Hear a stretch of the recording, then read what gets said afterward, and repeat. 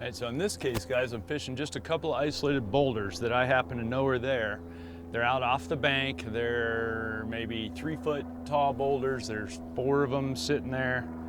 I have historically picked a few fish off of them at times, just depends on the time of year and all that, but they're just isolated boulders, and that's what makes for an excellent possibility for the drop shot, is those little isolated spots like that. Really good target specific thing. If you watch like Bassmaster Elite Series on places like Sinclair or Mille Lacs, where there's not a lot of big pieces of offshore stuff, they're fishing individual rocks or very small rock piles, and that's why everybody's throwing drop shots. First, it's a killer smallmouth technique, and second, it's killer for small spots. So if you're going to put those two together, why wouldn't you? So that's going to be right on, according to my target. That's going to be right on those boulders. I don't know if there's anybody there right now. I don't see anybody on active target, but that's not 100%, because they could be sitting down in those boulders. There's one there. I figured there'd be somebody on that, so we'll see. That's why we fish the isolated boulders, guys. And again, I don't expect this fish to be a monster. We're fishing in August, and it's just going to be an average fish for the lake, but it again illustrates that the only thing I can get bit on at all right now is this drop shot, and that would be a legal keeper, although barely, for this pond. Hey, don't tangle my drop shot all up. Hold still.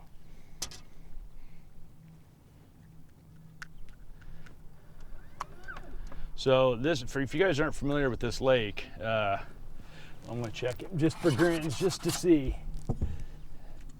Sure enough, guys, they just did a 52 boat tournament overnight, fishing for 12 hours from 7 p.m. to 7 a.m. And 7 teams in that tournament, 7 out of those 52 teams failed to catch 5 of them as big as I just caught right there. In 2 guys fishing for 12 hours straight, they didn't catch those.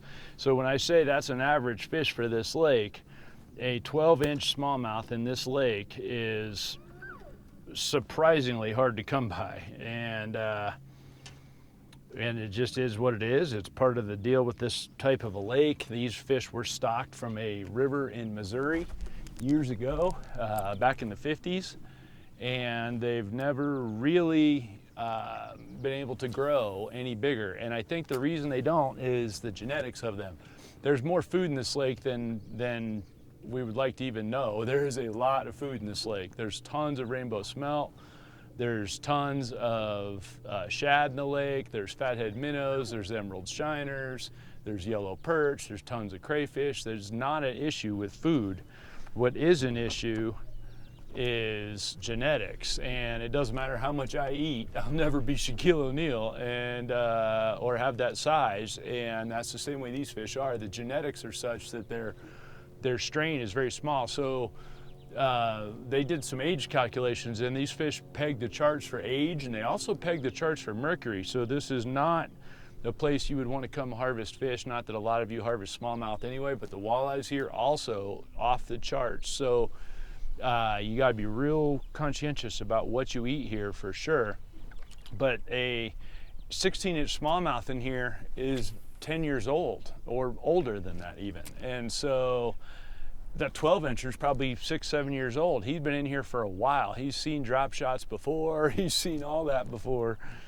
And, you know, and so that's what you're fishing for. And so when you're dealing with fish that get that kind of age on them, they tune in to what's up quickly, you know, and people say, oh, it's just a little guy, it's just a little guy. Yeah, but he's older than a big guy is in a lot of other places. So that's, I mean, for instance, here in Colorado, you could fish a place called Horsetooth Reservoir. Well, they literally have 1/3 of the average age per size in there as they have here. So those are big dumb fish. They don't have the education that these fish get. And this place has a reputation for being very difficult to catch fish. And it's because it fluctuates up and down for one, and particularly when it comes to the smallmouth, they're very old fish. So they've played your game before. There's a rainbow trout, and he is going to eat my drop shot, and I got him right there. I watched him come up and swirl up and try to get it, and I as I was reeling it up, and I keep telling you guys that drop shot's about as multi-species as it gets. And we're gonna be quick with this guy, but I keep telling you, it's a multi-species rig. It's not just a bass rig. Hold still, buddy. Hold still, buddy. We'll get you off of here. Just trying to keep him off the carpet. There, perfect. Hey, hey, hey, hey. At any rate, there's your rainbow trout, guys, and we're gonna put him back quick because those guys don't do well in the boat. So we're gonna get him out of here real quick. But you saw how easy that was. As soon as I saw him, he rolled up at the bait. As soon as I saw him chasing it down, I just killed it and shook it one time or two times maybe.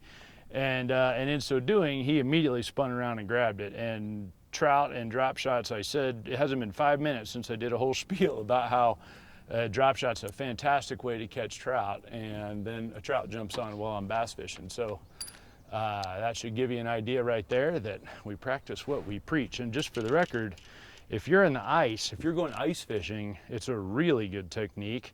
And I'm not an ice fisherman, I'll be the first to tell you that, but when I have been ice fishing, I have done well with the drop shot, better than anything else I ice fish with.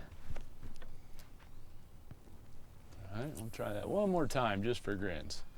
See if we can get a big smallie off there. Just for the record, there was a day one time years ago, it's been several years back now, where I caught 3 species of fish off these rock piles, off this one rock pile. Oh, I should have had that one in the span of 3 casts. So I caught a walleye, a smallmouth, and a gigantic yellow perch off of these rocks in the span of 3 casts with a gulp minnow. So a good spot's a good spot at times.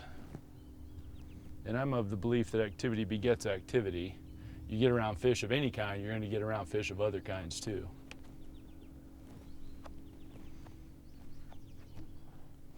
Got that one. All right, so that rock pile's got some fish on it now, guys. We have definitely proven that. And I want to point out there's literally 4 total rocks. It's not like a big old giant pile of rocks. There's 4 total rocks, and that's another legal keeper, although again, another barely legal keeper. Not one that we would want to actually have to weigh, but it would weigh if we needed to. Whee! All right. I think it's time to go find another rock pile. What do you guys think? It's my experience that when you're fishing isolated cover, the first couple of fish that bite are likely going to be your biggest, and therefore I'll switch it up. So I'll start moving away from that particular rock pile and start fishing some other stuff that I know.